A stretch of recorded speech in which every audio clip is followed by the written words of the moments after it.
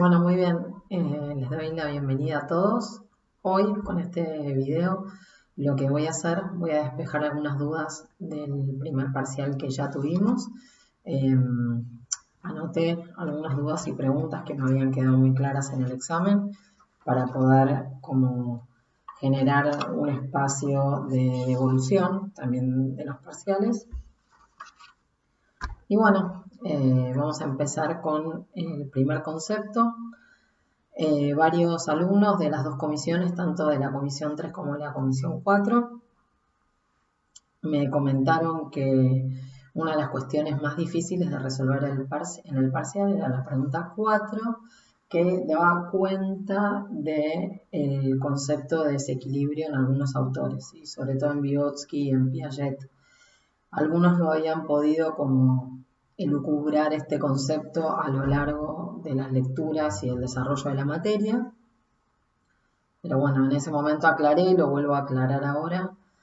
No es un concepto como abstracto y preciso, digamos, que haya una definición muy clara, sino que es algo que se va traduciendo en estas distintas teorías de distinta manera, pero que es un punto en común entre todos estos autores. Primero voy a hablar del desequilibrio en Piaget. Este está muy bueno porque se ve como en varias formas en su teoría. En esta teoría del desarrollo cognitivo, el desarrollo de la inteligencia de los sujetos, el desequilibrio primero que sucede, lo vamos a establecer por ahí a un nivel más micro, con el tema de los cambios de esquemas, ¿sí? De estar en un esquema que sabemos, alguien dijo el otro día, que los esquemas son como nuestra cajita de herramientas con los que nosotros contamos para poder resolver estas situaciones. Obviamente ya sabemos que son acciones totalmente automatizadas e incorporadas, pero también leí en varios exámenes que con el tema de los esquemas, como que el tema de la interrelación del medio con el sujeto, cuando, digamos, no se generaba algo nuevo en el medio, o no había una incorporación de información nueva, o de situación conflictiva, o de desafío cognitivo, no sucedía nada. Digamos, había un total equilibrio del sujeto. No es que no sucede nada, digamos. No es que todo queda así planchado, sino que no se produce un aprendizaje nuevo, básicamente, sino que el sujeto sigue repitiendo los mismos esquemas que ya conoce, porque sigue haciendo las mismas rutinas, las mismas cosas, ¿sí? Entonces, no está ese factor por sorpresa, ese desafío cognitivo, esa situación problematizadora, todo es como demasiado rutinario. Eso es lo que pasa, no es que no sucede nada, sino que el sujeto no aprende algo nuevo porque está tan acostumbrado a realizar eso que hace todo el tiempo de la misma manera que por ahí hasta pierde interés por parte del medio si percibe algún tipo de problema o lo descarta, ¿sí? Entonces lo que no se produce es un aprendizaje nuevo porque el sujeto no acepta esta información o este problema o esta situación que llega al medio, no la, digamos, no la asimila lo que puede y tampoco realiza todo este esquema de asimilación y acomodación. En realidad es toda una puja dentro del mismo esquema, en los esquemas entre asimilación y acomodación, ¿no? Entre incorporación de información que ya conozco y que estoy preparado y acomodación entre los esquemas que yo ya tengo y lo nuevo, ¿sí? Es una tensión. Entre ese equilibrio, digamos, primero ese desequilibrio que parte también del ambiente, pero también se genera, obviamente, un punto de equilibrio entre asimilación y acomodación en como un triángulo donde termina en la adaptación. Cuando hablamos de adaptación, hablamos de equilibración, ¿sí? Hablamos de... Piaget es un biólogo, entonces él parte de la biología, parte de la homeostasis, ¿sí? Parte de que los sujetos se autorregulan. Entonces, entre esta autorregulación llegamos al punto de adaptación, donde ahí sí hay equilibrio, porque sí hay aprendizaje, porque el sujeto incorporó algo nuevo, pero también lo ensambló con algo que ya tenía, que ya conocía, ¿sí? Entonces puede como ampliar este campo cognitivo y conceptual, por ejemplo, y eh, poder adquirir y admitir nuevos esquemas que también en algún momento esos esquemas fueron nuevos, después se acomodaron, después se automatizan y así sigue la rueda, ¿no? Bien, ese es el desequilibrio en Vygotsky a partir de los esquemas y también podemos, perdón, de Piaget, y también podemos hablar de desequilibrio en Piaget, que está explicado muy bien en una de las lecturas cuando se dan los pasajes dentro de estas etapas, estos estadios, ¿sí? Cognitivos, que son las etapas que él es como que regulariza ciertas reglas, ¿no? Lo que hace es como tratar de generalizarlas, ¿sí? Tratar, digamos, es una teoría mucho más individualista y que Piaget va a aclarar que dependen por ahí más del ser humano, de cierta estimulación del entorno, pero no tanto precisamente de lo cultural.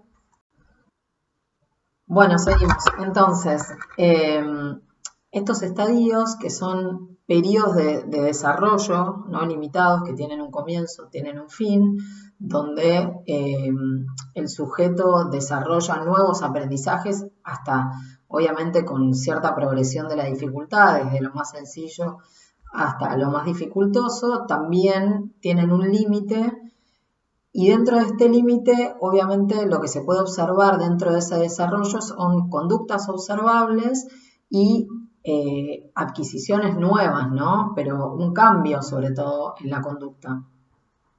Entonces, cuando se culmina, digamos, hay un comienzo y una culminación dentro de cada estadio. Y cuando culminan, de ahí al pasaje al estadio siguiente, ¿sí? Estos tienen un orden delimitado, lo que llamamos un orden jerárquico. Hay un salto no solo cuantitativo, sino cualitativo, es decir, no solo en la cantidad de cuestiones que puede resolver el sujeto, sino en la calidad y en las formas, ¿sí? Entonces, este tipo de cambio es cuantitativo y es cualitativo. En ese cambio se producen obviamente cambios a nivel de la conducta y a nivel de sus esquemas, y esto es claramente visible, por eso ahí podemos decir que también se produce un desequilibrio, ¿sí? Así que bueno, esto respecto de Piaget para lo que era desequilibrio, y en Vygotsky lo podíamos relacionar el tema de desequilibrio con, por ejemplo, algunos lo desarrollaron en el examen con el tema de la zona de desarrollo próximo, entre la zona de desarrollo próximo y el nivel de desarrollo real, digamos, que ahí había, digamos, esa distancia entre lo que puede hacer el niño acompañado y lo que puede hacer solo, digamos, se produce un desequilibrio que esta teoría, al no estar finalizada, se complementa con el concepto de andamiaje de Brunner y de carretero, en el cual es como que se va como realizando pequeñas ayudas sin ser estas crónicas o cronificables al sujeto, para que de a poco esas pequeñas ayudas el sujeto pueda ir logrando como una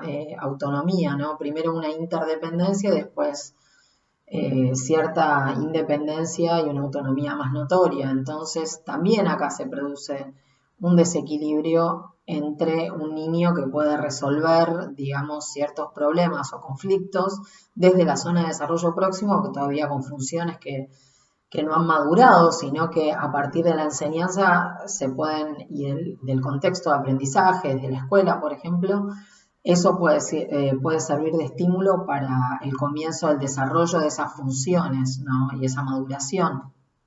Hasta pasar, ahí se produce un desequilibrio, hasta poder pasar al nivel de desarrollo real, cuando el niño realmente se siente capacitado, tiene herramientas para resolver algo por sí mismo. ¿Mm? Bien, otro tema con el tema de desequilibrio también, que muy pocos lo pusieron en los exámenes, es el tema de la adquisición del lenguaje. Al ser una teoría sociohistórica, tanto para Piaget como para Vygotsky, es muy importante la adquisición del lenguaje, porque ahí sí hay un salto cualitativo muy importante. Desde primero que Vygotsky lo aclara, primera línea del desarrollo que está compartida con algunos animales mamíferos superiores, el ser humano, de tener una inteligencia práctica, hace un salto cualitativo y ahí sí hay un desequilibrio muy importante. Luego de la bipedestración, a partir de la adquisición del lenguaje, que es lo que va a hacer que comience toda una tarea y una identidad y un desarrollo cognitivo muy importante a través de que de la planificación de las acciones, de la procrastinación también, o sea, de todo lo que sería una planificación a futuro, de poder reflexionar acerca de su pasado, de poder visualizar, digamos, secuencias temporales, de poder clasificar, seriar, memorizar, son todas cuestiones abstractas que hacen al desarrollo cognitivo, ¿sí? Y el lenguaje como el acto simbólico por excelencia, ¿sí? Sobre todo, bueno, en el examen, por ahí estaba solapado, algunos lo pusieron a través de la creatividad y el dibujo en la relación con el video del punto, ¿sí? Donde ese era un lenguaje como una expresión, una herramienta cultural, ¿sí? El tema del dibujo en Basti, y después todo lo que empieza a desarrollar a través de su creatividad a partir de ese pequeño punto, la mezcla de los colores, los distintos puntos, las distintas formas y expresiones de ese pequeño puntito, ¿sí? A donde, cómo se va dinamizando, cómo va cambiando y cómo va cambiando también la forma de pensar en Basti, de poder después ayudar así a otro niño, identificar esa misma situación que había vivido ese niño junto con otro, o sea, ahí también hay un proceso de reflexión. Muy bien. Eso en Vygotsky, el tema del desequilibrio. Y también me habían preguntado, bueno, eso con las dos líneas. Y también podrían haber nombrado, si no, la ley, digamos, en la teoría vygotskiana, la ley de el desarrollo de las funciones psicológicas superiores, digamos. Todo este proceso, también hay un desequilibrio desde lo interpersonal, desde lo social, todo este movimiento hacia lo hacia lo individual del sujeto, también es un cambio cualitativo importante. ¿Sí?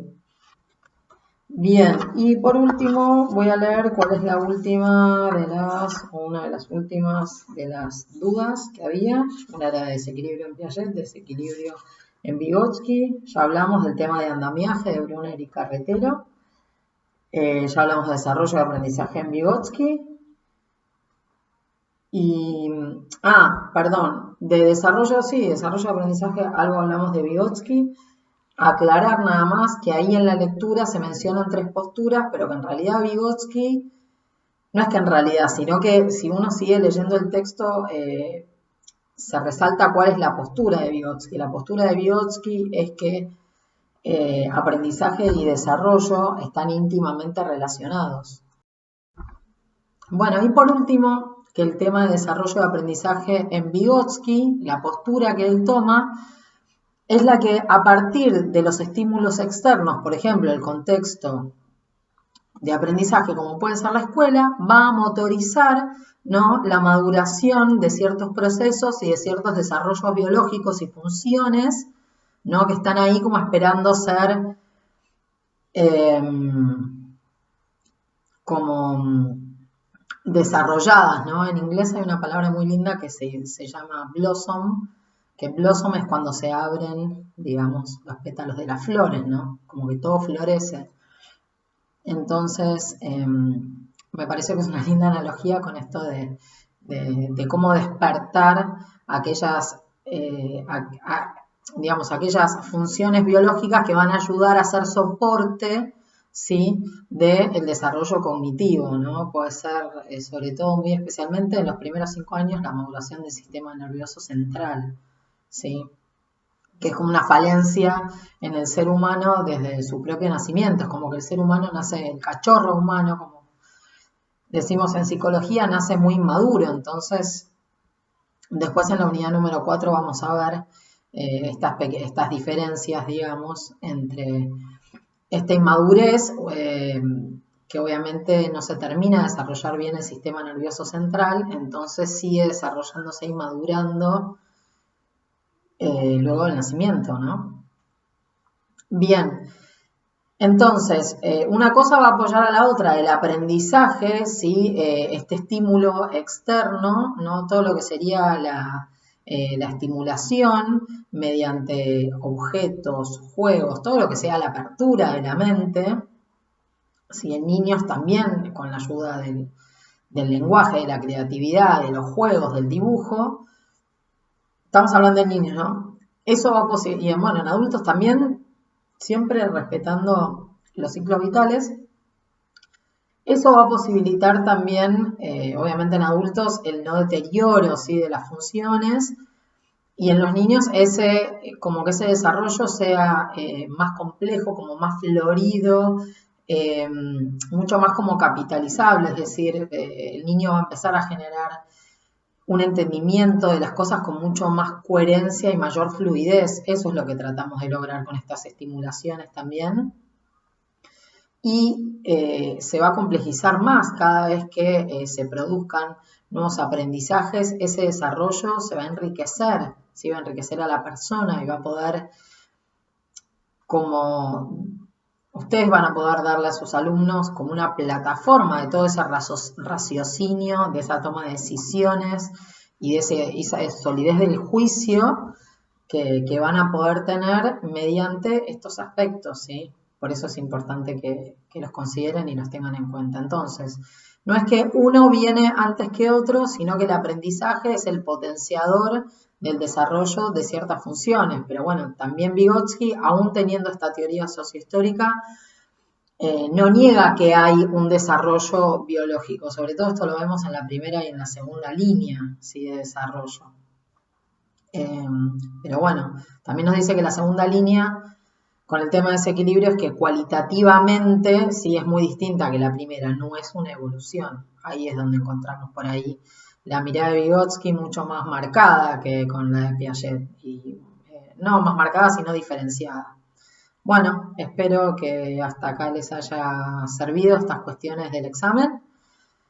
Y nos vemos en breve ya con la unidad 4. Déjenme sus comentarios acá abajo del video. Y si no, los voy a estar esperando en foros. Bueno, un besito grande, que pasen un muy lindo día.